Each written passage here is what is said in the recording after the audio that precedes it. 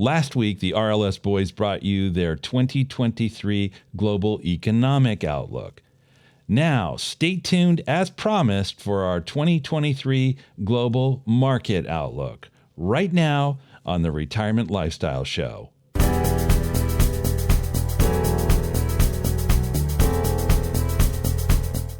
Welcome to the Retirement Lifestyle Show. I'm your co-host, Roshan Loungani, here with Erik Olson and Adrian Nicholson. We've got a great episode for you today. It's the second part of a series. Erik's always advocating for a series. So we went over the economic outlook. We'll talk about the market outlook. Erik, how are you doing? How was you just had days with the grandkids, correct?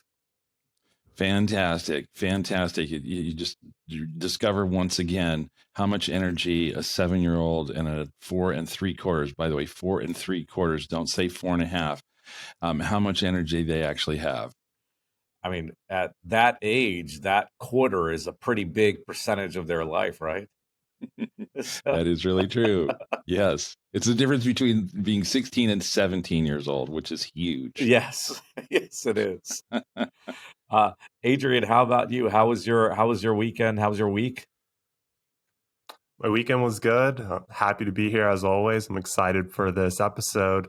Everything has been pretty normal, pretty good on my end, so I can't complain too much. Just excited to get into today's episode.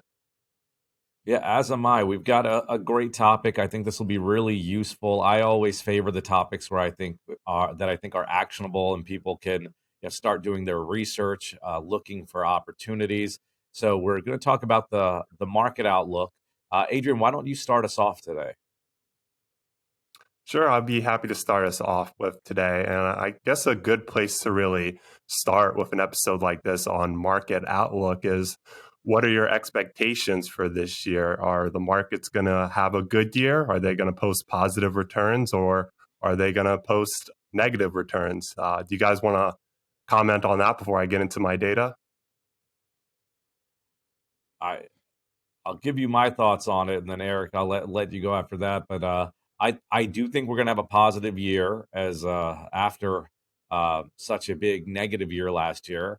But I think we do have the roller coaster ride. So I think we're going to have to go through some negatives first before we flip to the positive side on the year. Erik? Yeah, I'm probably also of the view that generally when you have had a tough year, just the statistical tendency is for the following year not to be another difficult year. That's the statistical tendency. But I guess what's somewhat why we should treat that sort of that premise lightly is that if you look at the sources or the causes of these down years in the past, a lot of times there was a shock and then the shock went away. Think about 2020 and COVID, then that went away. And of course, there was a response. Like COVID didn't go away, but at least the initial shock in response to COVID did. And then the government stepped in all over the world with a lot of stimulus. If you think about 2008, obviously a huge shock there, but then the government came in, followed in with stimulus and so forth. We're not in an environment where we're seeing, at least at the Federal Reserve level, the Federal Reserve saying at any point soon, we're coming to the rescue. If anything, they're looking at some of the economic numbers that we talked about last time, which included things like where's employment. When we see employment too strong, we're going to turn the screws even harder on the economy and try to actually put more people out of work. So when you have the Fed actually working against the market in that way, I think we have to be careful about assuming that statistically, usually a really bad year is followed by a good year. I don't know that will necessarily be the case here, but in summary, I do think we will end higher than we've started. So you're on the and same I'm on page the with same me, boat as all of you. Yeah, we're thinking positive though. We're thinking positive for the year, but you're not expecting a huge year, correct? Not expecting a huge year, but now that we all three of us have consensus around this, I'm starting to get very, very worried. Maybe I need to reverse my view. Oh, always concerning. Well, I have Adrian, please a expand. data point. I have a data point for you, Erik, that might make you feel better, but it's just one data point that I did some research on that I thought I found pretty interesting. And I was just looking at historical data going back to 1927. So it's a pretty large pool that I'm looking at. And we've probably had this conversation a number of times. You know, historical data is no indicator on what's going to happen in the future. Nobody's knows what's going to happen. We just can make an educated guess and just look at history to see if that can be some type of guide to navigate us. So I just been researching this interesting data that I found on historical returns. And before I dive into it, could either one of you tell me what's going to be a big event or a big thing that's going to be happening in 2024? Big event happening in 2024. The Other Olympics? than the San Diego Padres winning the World Series, I can't think of anything really. I mean, I guess those are both good guesses and could be right, but Presidential election. What I was focusing on was the U.S. elections in 2024. Right. That was my second guess. One thing that was your second guess. All right, Roshan. I said it. Sorry, we have for those of you listening, we have a little bit of latency on here, so we're a little bit delayed in speaking. But I guessed it. It's on the recording, Adrian. When you listen to it, you'll hear it.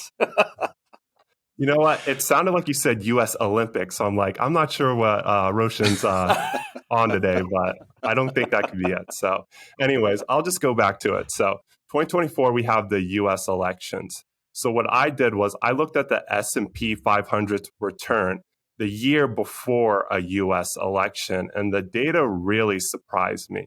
So I just took the S&P 500 of the largest U.S. companies, and I looked at how the S&P 500 performed the year before an election, and the data really surprised me. Going all the way back to 1927, there were 24 elections, and 23 out of the 24, there were positive. The S&P 500 posted a positive year, and I thought that was pretty surprising. Again, this is just one data point. Again, it's historical data. This is no indication on that the S&P 500 is going to post another positive year, but I was very surprising when I ran the number. Out of the 24 data pools that I pulled from, the S&P 500 had an 18.5% return. So when I aggregated all the data, it showed me that a year before an election year, the S&P 500 typically has a positive year. So that's one thing I thought that would be pretty interesting just to discuss and present to our listeners and viewers today as we talk about what our expectations are for the market in 2023. Yeah, that's the president. There's actually the president election cycle theory is actually an approach that was founded by the Stock Traders Almanac, and so this is definitely not the first time I'm hearing this stat, and I hope you're right. I hope that is another big positive year. It doesn't line up with what I'm expecting, but I would welcome a pleasant surprise like that. Yeah, it was interesting. And since I've just been giving you guys a lot of questions to answer, I'll give you one more. Do you want to take a guess the year the S&P 500 posted a negative result before the U.S. elections? 2003. Roshan, do you want to take a guess? No, it was 90. No, not 99. Yeah, actually, I was going to 2003. Eric, took me longer to get there than you, but I would agree with you. Actually, I think I'm wrong. Because 2000, 2001, and 2002 were tough. Then 2000 year, starting in March of 2003, was a recovery. Yeah, well, even 2007 to the end of the year, it ended the last part from October 15th of 2007 was which was the peak point. Then it started to erode a little bit. Yeah. So let's just think. I'm going to guess on the basis of this. I'm going to guess it probably was 1991 because was there not the first Gulf War? You're both off. Those were actually really big positive years. 2003, the S&P 500 year to date posted a or the annual return was 29%. And for 1991, it was 30%. The year where the Oh S&P my. 500 posted a negative return, you have to go all the way back to 1931, the Great Depression, where the S&P 500 was down around Oh. 43%, the only negative year Hmm. before a U.S. election. Hmm. Interesting. Well, I still believe it'll be positive. I just don't know if it'll meet the average that you had on there. Of 18.5%. Yes, that's going to be a tough Yeah. average to beat. Adrian, did you also, by any chance, note the median value as opposed to the average value? I can run that right now and I'll give you that information, but I just only took the average when I looked at the data. Okay. It is I mean, there are a lot of things. What is the NFL Super Bowl theory of presidential elections? There's its correlation does not imply causation. Yeah. So wasn't it for a while that they said if an NFL team won the Super Bowl, then a Republican would be elected or something of that nature? I can't remember what that was, but in There's this so case, many I think stats there's out reason there to. like that. Yes. I think there's reason to assign some degree of validity to this, or at least let me restate that the the explanations that have been offered for why this might actually be effectual, I think they have some internal coherence to them, and so the basic idea is that whether on the left or on the right, both parties recognize that when the election comes around, that they're it's going to be helpful overall to their reelection chances, both those that are in the legislature who are going to, on the House side, be up for reelection every second year, the Senate on a rotating basis, but particularly in a presidential election, the president in particular will be making efforts in that lead up year to do what can be done to try to uh, create the sensation of things are looking good, looking optimistic, and thereby serve the incumbent party well. It makes sense. I mean, it's self-preservation from an employment perspective, right? If you're the president and you want to Mm-hmm. stay the president, things have to look Mm-hmm. good for the country. And if you're the president and your term is ending, you've gotten 2 cycles in. Well, you want your party to stay in control, so you would Mm-hmm. try to keep that, make sure things go positive. Well, Adrian, while you're looking up that data point, Eric, what did you have on your list to review? Right. So if I'm Adrian, do you actually have that number, the median now? I still need to run it, but you can go ahead, Eric. Okay. So I think as I think about how to look forward to 2023, the chief word I would use is remaining uncertainty. I do believe that while on the one hand we can hazard an outlook on a variety of subjects, and we will, that has to be subsumed under a larger theme of uncertainty. The uncertainty is first of all, what are the material risks at both the at level of the global economy and the national economy, and also then what are the risks inherent in a policy response or the lack thereof. And I think on that basis, we're not entirely sure what the risks are. One of the reasons for that is as we talked about in our last episode, is that we don't really know what will take place in terms of the war of between Russia and Ukraine, and that has a big bearing on energy markets, and energy markets have a big bearing on a lot of the cost of growth, and as well also have a big bearing on inflation, which the policy response is designed on two levels. First, to squash inflation, it appears, at least at the central bank level, and then at the same time at the federal level, perhaps to promote some growth. So I think that wild card means that the uncertainty that normally governs all of our forecasts is for me at least even greater this year. How about you? Yeah, I definitely think the uncertainty's high. What's interesting is, regarding your data point of the war uh, in Ukraine. I don't disagree at all, but all the analysis and things I looked at, that didn't stand out as one of the most frequent things used. It does make a lot of sense with energy to me, that says that the markets, the and the analysts, et cetera, have just accepted that it's sort of ongoing, and that it's not necessarily a surprise. Excuse me. I think the surprise would be if it wrapped up, which would be great, and then I think that would Mhm. be a positive shock to the markets. I do agree with that. I think, and that's your statement actually illustrates for me one of the points of where I earlier asked the question: to what extent are things priced in? Yeah. If you look at the Russian impact on the European energy market, it's not an overnight shift to try to wean themselves off of Russian fossil fuels. And as a result, the shift in Europe to other sources of energy, I think, is a ongoing and progressive one. I think it actually will probably be a great thing for Europe to not leave itself as vulnerable as it had been to that primary source of energy. But during the period of that all unfolding, it does seem to me that presents a challenge to global growth rates, and hence you see the large forecasting organizations like, for example, the International Monetary Fund and others forecasting slower global growth than is typical on our long run trend rate. So, what does that do then to markets?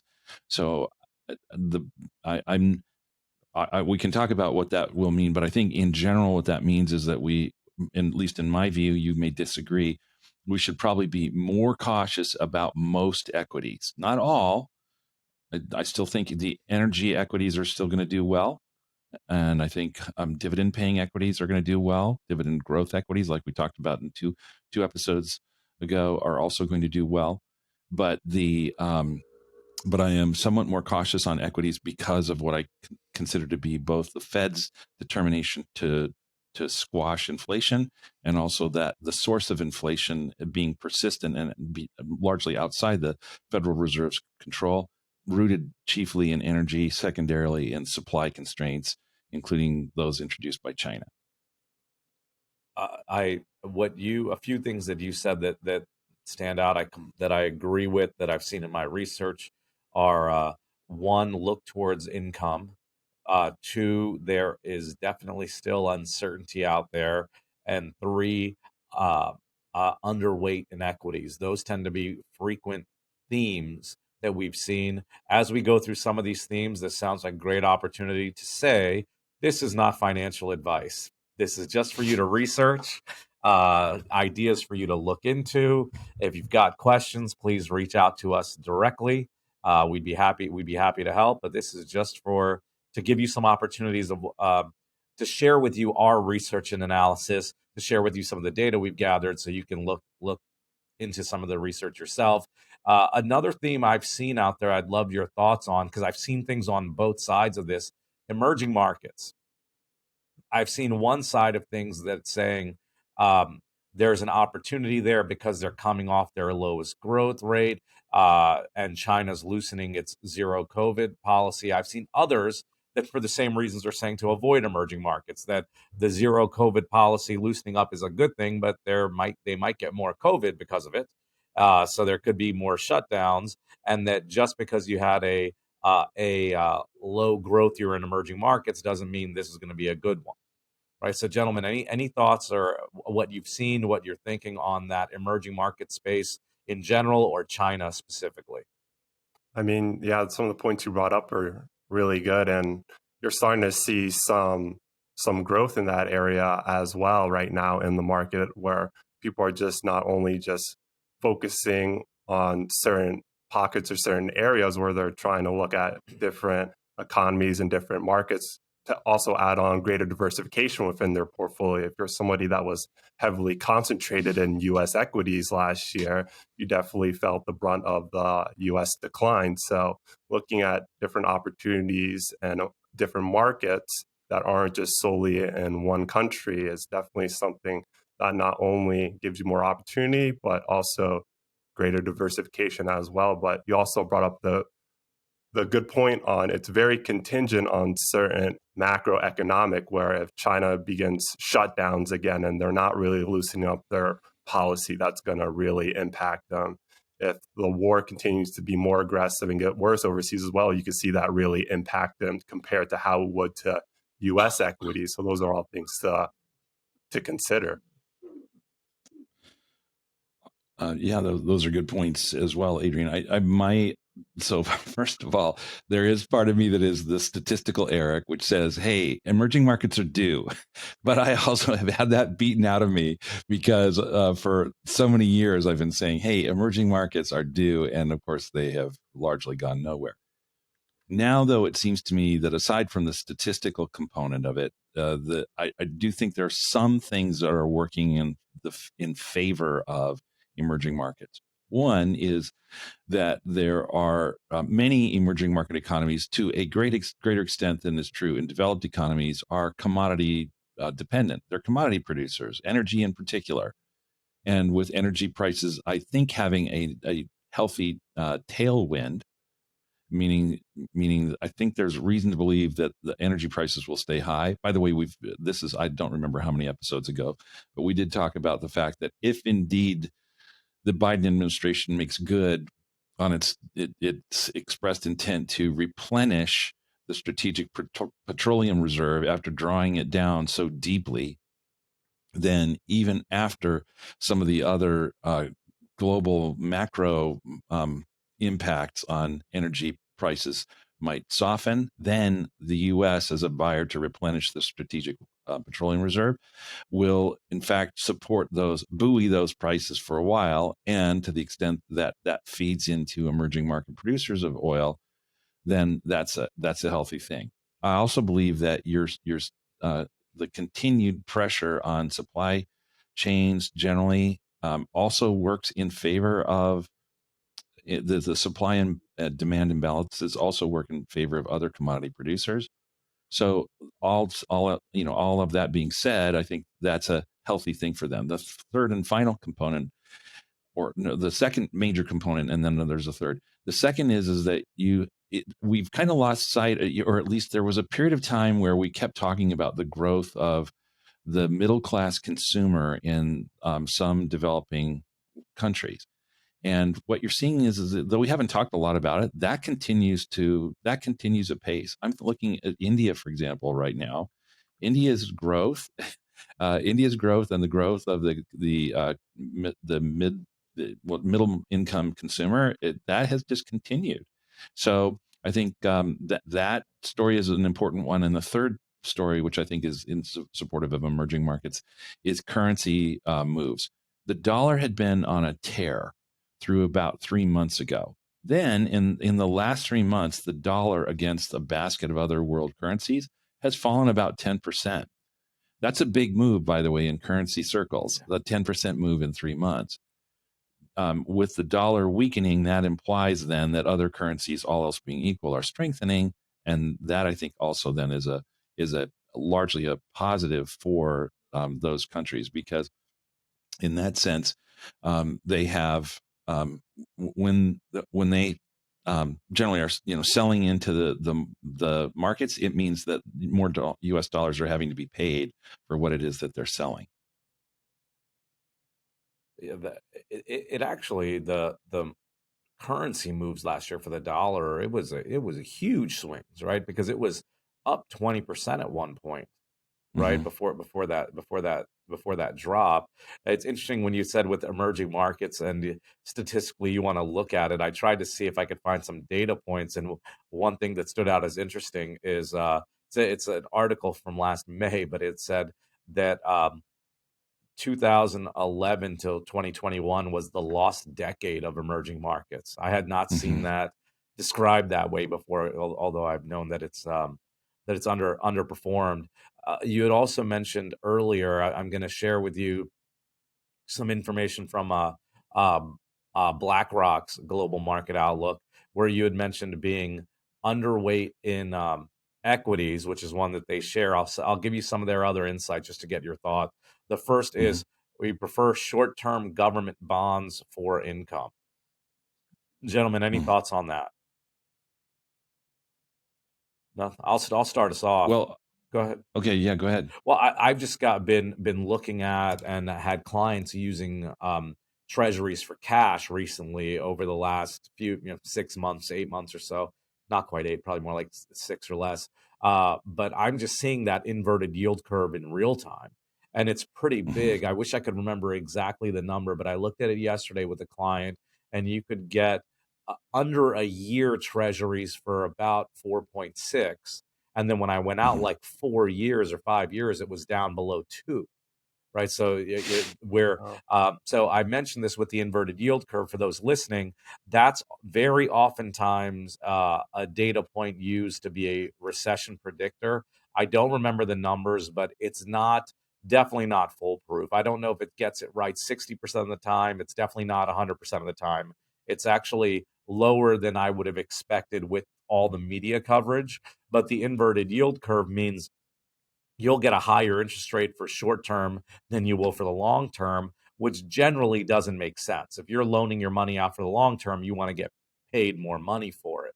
So now, gentlemen, your thoughts on the short term government well, yeah. bonds for income? That's where the competition really comes in, where you're seeing these articles where people are just more underweight in equities right now, where these bonds are just on the short term paying a lot more than they historically have. So some people have found that just very attractive to have in their portfolio as well. But this is something that investors are really going to be looking at throughout the whole year. And as we get closer to 2024, as we see the battle against inflation, how that pans out, how fiscal policy comes out, just to see how that really will impact where rates are headed, and how, if this inverted yield curve starts to recover more, where people are more comfortable holding their money out for longer periods of time. So that's just something that really people need to consider for the short term versus the long term, where right now you're just getting these really high rates that you haven't seen before. So that's just really something that people should take a look at. I think our listeners have heard us say more than once that, and have heard from other sources as well, that bond prices and bond yields are inversely related, meaning when one goes up, the other goes down, and it's at this point long duration, or said differently, long maturity. It's not quite the same thing, but the concept long duration bonds are more interest change, their prices are more interest change sensitive. So if bond interest rates are, or yields are raised, then bond prices fall, but they fall faster per percent movement upward, a percent upward movement. They fall farther in price than short bonds do. So for that reason, I think it's less for me to say it's a default preference for short. It's a default avoidance of long, Long. which means it moves me back to the short side. So yes, I think there's absolutely that. I do like that. I think it's also fair to say that there are some in we're getting outside of public securities now in my next comment, but at least in private settings, you can find private credit of a fairly at a fairly a credit worthy level that's paying eights and tens. So on that basis, I think there again, and you don't need to go out 20 and 30 years to get that. You can find that in instances where it's a 3-year term. So, but either way, shorter term, I'm in full agreement with that. Yeah. Well, aren't you also going to be taking on, I'm assuming, more risks too? If you're taking on something that's giving you 8 to 10%, I'm assuming you're taking on a little bit more risk compared to, let's just say, the 2-year Treasury bond right there. Yes, Or I wanted to highlight that I wasn't talking about some sort of ultra junk bond in this particular instance from a public company. Instead, but it is the case certainly that if you are looking for in private credit, there is a different kind of risk, and probably overall a greater risk. Certainly a greater risk than if you're going with short-term government bonds, particularly short-term treasuries. To Roshan's point, in the last few days, I've been buying in 3 and 6 month treasuries into some clients' accounts, paying precisely what you said, Roshan, in that 4.4 ish to 4.6 ish area. So that's, for those people that are really focused on the safety, you don't really need to drift outside. If you're looking at something short and something very safe, you don't really need to drift outside the world of treasuries to get that. Yeah. Yeah, agreed. Also, just on that, the last point on the inverted yield curve, isn't this the bond market? Would you agree that this is also the bond market saying we are anticipating a future rate cut, excuse me, In terms of how the Fed policy? bond prices have been moving. Yeah, like we'll give you more now. Rates are higher now, but we believe in the future at some point, like if we're talking some point within the next 5 years, if we're Hmm. comparing it to a Hmm. 5-year bond, there's probably going to be a rate cut. So we're not going to lock in, give you that higher yield for this longer term. Yeah, I think there's some of that, and sometimes first of all, I certainly believe that the view is that uh, the the the Fed's expressed intention about what they're going to do with rate policy is an area that's closely watched, and that's why you see when there's any sort of hint of news that might influence, insofar as the Federal Reserve has said, these are the influences that we take into consideration when we set interest rate policy. We're looking at inflation generally, and we're looking at contributions to inflation, which among them, as we've highlighted a little earlier, include employment and unemployment. So anytime some news, the regular monthly employment report or unemployment claims come out, that sort of thing, or inflation reports come out, then suddenly the market reacts, thinking on that basis, how will the Fed react? So you're absolutely right that the Fed's intentions are taken into account. What's been interesting is that despite the fact that the Fed continues to profess an intention to raise rates, what you have seen is over the last several months is a surprising um, tendency of the bond market not to just continue in this unrelenting motion straight down. If I look, for example, at let's say the long-term Treasury bonds that, as represented by one exchange-traded fund, TLT, and I look at this over the last 3 months, what you've seen is that on a price basis, that is up about 4.5%, roughly over these last 3 months. If you annualize that, I'm not saying that you should, but if you annualize that, that would be a 19% climb, just to put that in perspective. So, who would have thought that in the midst of the Federal Reserve continuing to say we are going to push rates higher, that long-term treasuries would be, in this sense at least, rallying? It just seems, in that sense at least, counterintuitive. And if I were to take into account shorter dated things, or let's say intermediate bonds, this would be now intermediate corporates, they're also up over the last 3 months on a price basis, not including the interest that they're paying out. They're paying out 4. You sit there and you think, what's going on? Why is it that the market, despite the Fed's professed intention to continue to raise rates, is allowing the bond prices themselves to move higher? Yeah, I think part of it could be we've got a lull between Fed meetings just in terms of the number of Uh-huh. weeks. But yeah, Uh-huh. I'm not sure about that. I'm going to go on to their next idea on here, or their next thought, which is overweight investment grade credit. Higher yields and strong balance sheets suggest to us that investment grade credit may be a better place than equities to weather a recession. There's once again Blackrock's outlook. Mm. What are your thoughts on that? If you were saying I'm going to deploy some capital into public companies, and I have now a choice of doing that on the equity or the debt side, if your overall outlook is that in general equities tend to swing in either direction more than bonds do, and your thesis is as well that the likely short-term direction, at least if not the longer-term direction, the likely short-term direction for equities is still somewhat more down, then yes, I could see why you'd say, to the extent I'm going to deploy capital into public companies, I would probably favor investment grade bonds to investment grades to blue chip stocks. I could see why you might say that. I guess I'm looking at, yet in the last few days, I've been looking at investment grade yields on bonds of short durations, at least, I would rather own a treasury. The treasuries have generally speaking, a better overall interest rate than corporates do. Okay, Adrian, let's go on to the next point that we've got on here. See if you've got any thoughts or ideas on this. Once again, this is still the BlackRock global outlook.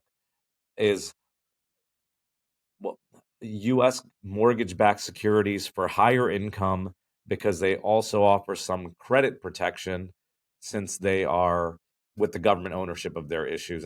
Any thoughts? Have you seen or heard or have any opinions on mortgage-backed securities? Well, just collateralized debt obligations too. It's actually backed by something as well, is also just a great way to just hedge yourself and have some type of protection while you're also getting some income. Those are always just a good idea for people to look at if they want to, again, just diversify themselves, have some type of degree of just protection. So it's definitely a good idea. Yeah. Next, we just discussed this. Eric just mentioned it with the TLT that long-term government bonds remain challenged. So we stay underweight. That's once again the BlackRock outlook, and then finally they're saying they look towards certain specific sectors that they think are experiencing structural transition on the equity space. Specifically, they mention healthcare, energy, and financials. With healthcare, you've got the aging population. With energy, that's tight energy supply, which is what Eric mentioned earlier with Russia, and then higher interest rates typically bode well for bank profitability. That's their reason for that. Although they're Yeah, I over, definitely hold on, let me agree with those yeah, points. their overall equity exposure though is underweight. So those three areas they like, but overall they're underweight. I'll give you a couple of areas that I'd like to discuss that I found. Then I've got one final thing to share. But one are undervalued stocks. Are I right now I feel like we've got a situation where I'm finding some really good individual stock deals out there. However, I do still think that overall markets are going to pull back. So it's a little bit of a balancing act there. Are you seeing similar opportunities where you're seeing undervalued stocks as a potential opportunity going forward? Well, one common thing you're hearing is this the year for the stock picker right now? Just looking for these companies that were really beat up last year and their stock price was down almost 50, 60%. But how much is that attributed to their actual business, their revenues, their balance sheets, whatever it may be? And how much is that attributed to just the market's going down, so their stock price is also going to go down with it. So they're saying, is this the year for the stock picker? Where if you're finding some of these companies where it's a really good company, they have really good growth aspects, they're bringing a lot of money in the door, they have a strong yield, stock buybacks, whatever it may be, this might be a good opportunity to buy them at a discount. So I definitely like the idea of looking for undervalued stock that have just been really sold off because of how bad last year was, but also just their expectation on future growth is also just really important, where you're just looking for these companies and trying to weed them out from the rest. Okay, and Eric, anything that you would add? Adrian, I completely agree with you. I'm seeing the same things. I would just wonder if it's um, are with the fundamental change from what we've experienced since '09 of the really low interest rates. Could this not just be the year of the stock picker? Could this be the decade of the stock picker? But I would tend to agree with that. Eric, do you have anything to add on that point in undervalued stock space? Yeah, I would say I'm finding in response to your question, I'm definitely finding things that I consider to be attractively priced. So one of the things I mentioned, I run a number of stock models, and I just opened up the one that I refreshed last week, which without this is not a sales pitch for this model. It's just describing what I do. It takes the 4,000 some stocks. It looks at them on a variety of valuation measures. It looks at them on some momentum measures, some quality measures, And the 50 finalists that this tool, or my method, I guess you would say, put together, found those with a price to earnings ratio. The finalists had a price to earnings ratio that was at 6.8. Wow. That's, for anybody who understands, price to earnings ratios. That's a really attractive price to earnings ratio. You'd think anything that's under a 10, you would normally be pretty excited about. So, and certainly if you're below a 7, you'd be very, very excited about it. And these are also stocks that are on the move and that have, pretty healthy dividend payouts to go with it. So on that basis, I would say, yeah, I'm with you there. There are definitely attractive purchases that can be made. And one more idea I'll throw out there to get your thoughts on are just small cap, right? These, typically when we get out of a recession, now they're still arguing whether we'll be in one, we are one, we were in one, or not. But small cap tends to help lead us out. Is that an opportunity? What are your thoughts on that? Well, I've, I don't hesitate. Generally speaking, there's a principle that during recoveries, it's the small, undervalued stocks that have the biggest upside moves initially, and so we just call that small value in general. So one of the models that we've talked about here that I also run is watching what is the sentiment within the institutional class or tier of bond or fixed income investors. So, the giant pension funds, the endowment funds, the insurance companies, and so forth and so on. So what is the outlook as reflected by what they are requiring to be compensated for owning high yield bonds in comparison to with what they could accept or receive if they just bought this safe thing, which would be treasuries. What you're seeing here is that the signal that they're sending is hey, you know what? We're not that pessimistic in our outlook. If anything, we think things are coming around. And so on that basis, I would say it may be early, and that model may be early, but that model is 50% in small value right now. So Interesting. I'm with you that again, it may be early and it may be wrong. And I've talked many times about my willingness to be wrong. But in this case, just as a data point, that just following that sentiment, that model at least has turned to small value largely. Yeah, and we're talking about a 2023 outlook, but and that's what we're discussing today. But investing is longer term, right, than just a year. And as a huge Buffett fan, I always love sharing his quotes. One of the ones that I like is he says, "The stock market is a device for transferring money from the impatient to the patient."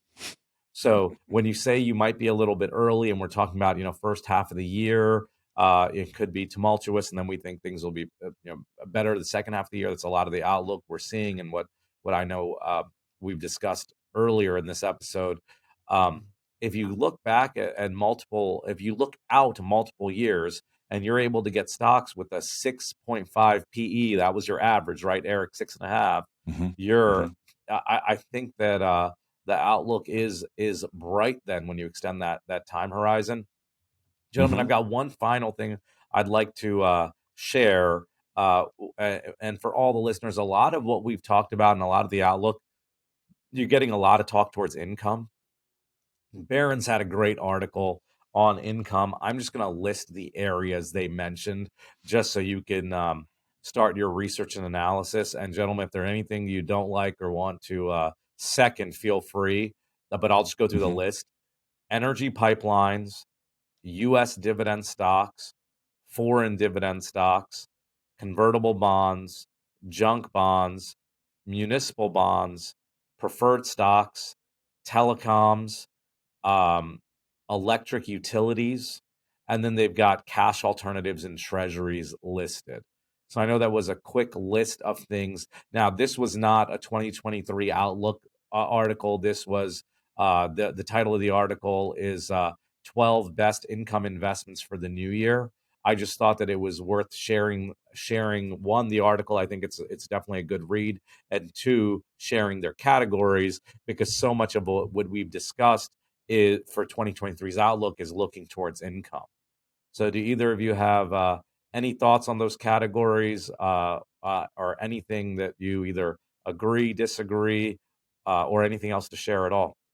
It's a great list, and I really like it. It shows there are just many great ways to get income. And Roshan, you mentioned if you want to just dive in with just research and analysis, I guess the big thing when it comes to this list is that each of these different investments have different degrees of risk, different things that can impact whether or not they're still able to pay that yield or not, or if that income is going to be consistent. I think that's a pretty good starting point to see if this would be a good place for income to be generated in your portfolio. The one thing I might subtract from the list, is municipal bonds. Not that I think municipalities are necessarily in trouble, but it does seem to me that there's not necessarily as strong an argument for those as there is for treasuries, which we've talked about a little bit earlier. And maybe the one thing that I think is absent from the list, although you touched on it in the list, was you said foreign dividend paying stocks, correct? Or foreign value Correct. stocks? Yes. Foreign Yeah. So dividend I guess stocks I on would the say list. international stocks generally, although I certainly would be tilting toward the value side more. Over the last 3 months, compared to both compared to the U.S. markets over the last 3 months, international has had a much stronger upward move over the last 3 months than U.S. has had. Which is, of course, you have some people who are sort of perma bears about international investing, and I think, well, I understand. I understand there's been a record of underperformance there, but I think it's also worth asking why is that, and then looking for the catalyst that might make that attractive again. I need to, though, put an asterisk on my own observation about that part of that superior performance over the last 3 months is currency related. Yeah. Yeah. And with the internationals, they also, if we're really looking at, and that article once again was income focused, but international stocks tend to pay in general higher dividends than U.S. stocks, right? Mm-hmm. So that's also another reason it would be on there and worth looking into. Mm-hmm. I'm going to read that list one more time just because it was pretty quick. It's energy pipelines, U.S. dividend stocks, foreign dividend stocks, convertible bonds, junk bonds, municipal bonds, which Eric says do extra homework on.